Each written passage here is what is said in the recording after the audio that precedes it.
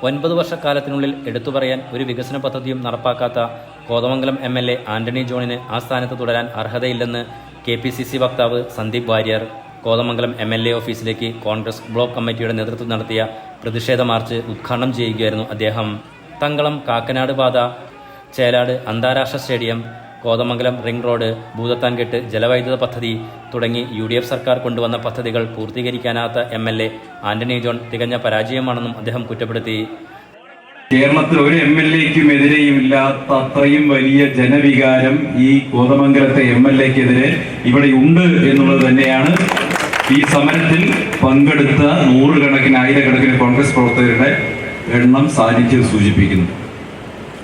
എന്നെ ഈ സമരത്തിന് വേണ്ടി, ഈ പരിപാടിയിൽ പങ്കെടുക്കാൻ വേണ്ടി ഇവിടുത്തെ നേതാക്കന്മാരെ വിളിച്ചപ്പോൾ ഞാൻ ചോദിച്ചു, എന്താ പരിപാടി? ഇപ്പൊ പറഞ്ഞ് MLA ഓഫീസ് മാർച്ച്.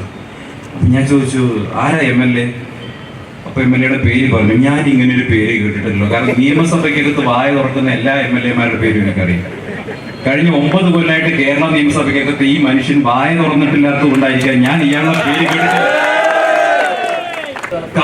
കേരളത്തിന്റെ എണ്ണം പറഞ്ഞ് കായിക താരങ്ങൾക്ക് ജന്മം കൊടുത്ത ഒരു പ്രദേശമാണ് കോതമംഗലം. പക്ഷെ ആ കോതമംഗലത്ത് നമ്മുടെ കുട്ടികൾക്ക് ആവശ്യമായ സ്പോർട്സ് ഇൻഫ്രാസ്ട്രക്ചർ ഒരുക്കുന്നതിൽ MLAക്ക് 9 വർഷമായിട്ട് പരാജയം സംഭവിച്ചിരിക്കുന്നു. കഴിഞ്ഞ 9 വർഷം കൊണ്ട് കേരളത്തിലുണ്ടായ മാറ്റങ്ങൾ നിങ്ങൾ നോക്കൂ.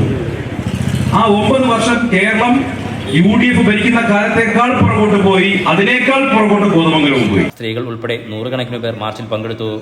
കോതമംഗലം ബ്ലോക്ക് കോൺഗ്രസ് പ്രസിഡന്റ് ഷമീർ പനക്കൽ അധ്യക്ഷത വഹിച്ചു. Babu Elias, AG George, KP Babu, PP Uthuppan, PAM Basheer, MS Eldhose, Aby Abraham, Eldhose Keecheri തുടങ്ങിയവർ പ്രസംഗിച്ചു. Enlight News, Kothamangalam.